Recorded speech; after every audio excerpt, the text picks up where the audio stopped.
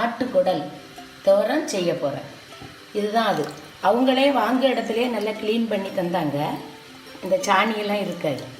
ஆனால் நம்ம என்ன செய்யணும்னா கொஞ்சம் நல்லா கழுவணும். ஃபஸ்ட்டு இதை கழுவ போகிறேன். இதை இப்படியே உருவி எடுத்துட்டோம். உருவி எடுத்துடணும்.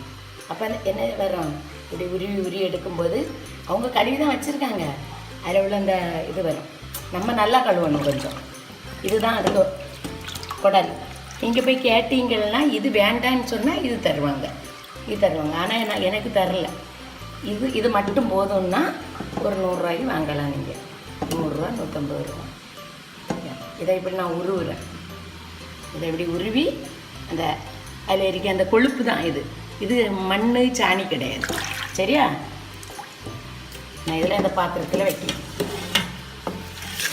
இன்னும் கழுவணும். நல்லா நிறைய வெள்ளம் கழுவணும். அந்த ஆட்டிறைச்சி கொஞ்சம் மொச்சை அடிக்கும். அதனால் அதை நல்லா நம்ம கழுவணும். வீட்டையும் இன்னும் கழுவேன். இதுதான் அந்த பை. இதுதான் அதுக்குள்ளே இருக்க குடல். இது வேணும்னா உங்களுக்கு இது பிடிக்கும்னா இது மட்டும் வாங்கணும், இல்லாட்டி இது வாங்கணும். இதுவும் கேட்டு தரலாம். போகிறேன். இஞ்சி பூண்டு தட்டி போட்டு குக்கரில் வேக வைக்க போகிறேன். வெட்டாமலே வேக வச்சுட்டு வெட்டுவேன். அப்போ ஈஸியாக இருக்கும் வெட்டு. இடித்து வச்சா இஞ்சி பூண்டு போட்டு தண்ணி அரை கப்பு தண்ணி ஊற்றாண்டா. ஆனாலும் ஊற்றிருக்கேன். லேசாக இப்போ 2 உப்பு தான், நிறைய போடாதான். அதில் உப்பு சேர்த்துருக்கோம். நான் மூடியாச்சு. விசில் ஒரு 5 விசில். சின்ன உள்ளி 1/4 கிலோ, 1 பூண்டு, வெள்ளைக்கூடு, இவ்வளவு தேங்காய். நான் இருக்க இவ்வளவு தேங்காய். இவ்வளவும் வறுத்து அதில் சேர்க்கணும். அவ்வளோதான். அது பிறகு நறுக்கிட்டு காட்டும். ஒரு முறை தேங்காய். இவ்வளவு கறி மசாலா, பூ எல்லாம் இவ்வளவு பார்த்துங்க. இவ்வளவு இதில் சேர்க்கணும்.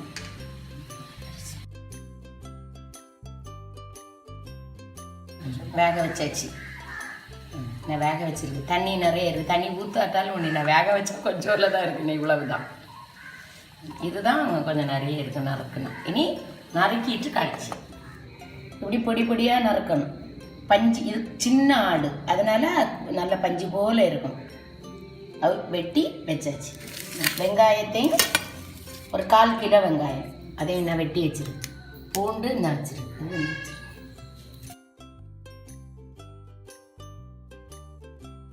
சட்டியை சூடு பண்ணிட்டு இவ்வளோ தேங்காய் விடணும். தேங்காய் வறுக்கு. தேங்காய் இது வறுத்து வச்சாதான் ருசியாக இருக்கும். மற்றபடி வச்சா ஒரு மாதிரி நாரும். அதனால வறுத்து தான் தோற வைக்கணும்.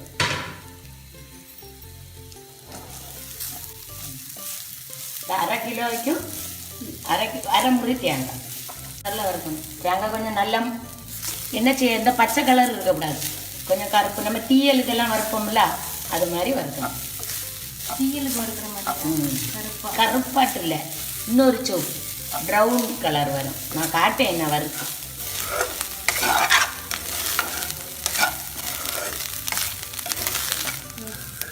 வெள்ளைக்கூடை இதில் போட்டு வறுக்கணும். கொஞ்சம் சின்ன உள்ளி போட்டு கொஞ்சம் சின்ன உள்ளியும் போடணும்.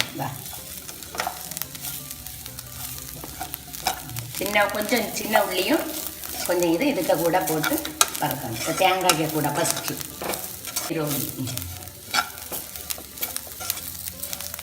இது இன்னும் கொஞ்சம் கலர் மாறணும். கை எடுக்காமல் கிண்டணும். கறியை விட்டுறக்கூடாது.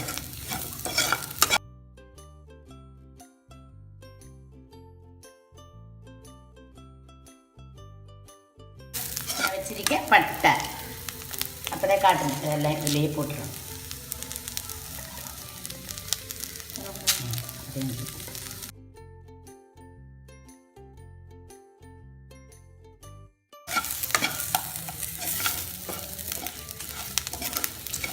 அதெல்லாம் பொட்டணும்.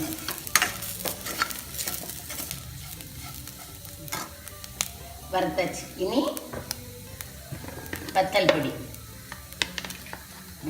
1 2 ஸ்பூன். அது 1 கொஞ்சம் இவ்வளோ போட.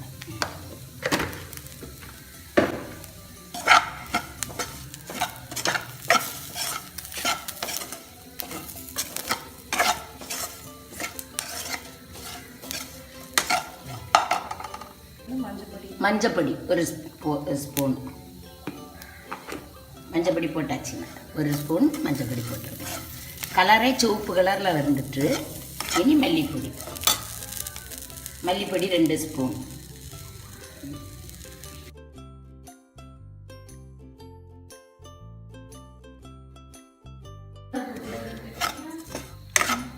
பிறகு மட்டன் மசாலா ஒரு சின்னது வாங்கி வச்சிருக்கேன். மட்டன் மசாலா இதில் கொஞ்சம் அதிலே போட்டுறேன். கொஞ்சம் பாதி எண்ணெய்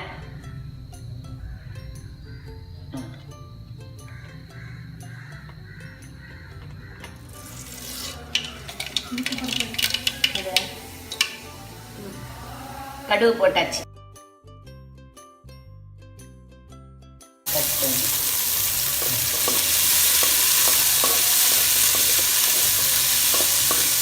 நம்ம இறைச்சியில் கொஞ்சம் உப்பு போட்டிருக்கோம், அதனால்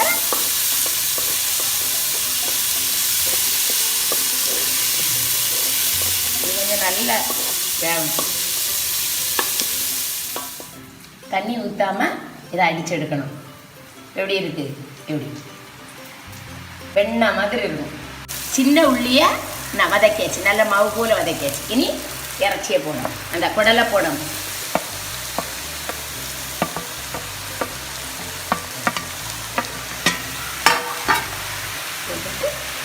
கிண்டி விடணும்.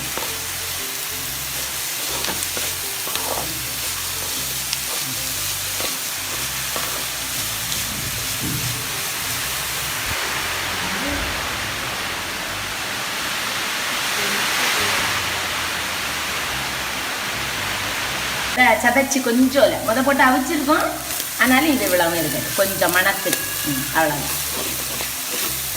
இந்த மசாலா கூட என்ன மசாலா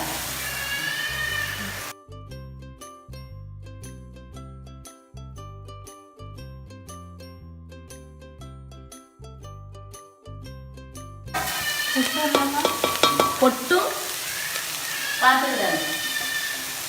ஆனால் இதை நாங்கள் முந்தி அவிச்சு அந்த தண்ணியை பிள்ளைங்களுக்கு கொடுப்போம். ஸ்பூனில் நாங்களே குடிச்சிடுவோம், அது உடம்புக்கு நல்ல. இதை அவிச்ச தண்ணியை அப்படி இருத்து, அந்த இஞ்சியெல்லாம் போடாண்டா இந்த தண்ணியை மட்டும் இருத்து அந்த இதுக்கு கூட ஊற்றணும். அவ்வளோதான். இதை எடுத்துடணும், அந்த அவிச்சு போட்ட இஞ்சியெல்லாம் எடுத்துடணும், அது வேண்டாம்.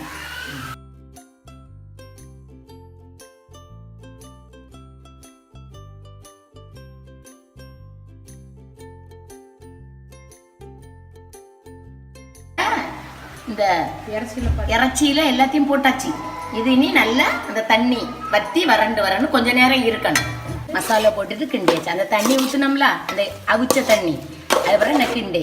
இனி நல்லா இது வற்றி வரணும். இன்னும் கொஞ்சம் இது வற்றணும். இது வரை கிண்டணும். அது கொஞ்சம் வேகணும். இனி நான் கொஞ்சம் நேரம் கழிச்சு கருவேப்பிலையும் மல்லிக்கீரையும் கொஞ்சம் மல்லிக்கீரையும் போட்டாச்சு கொஞ்சம். அவ்வளோதான், முடிஞ்சு.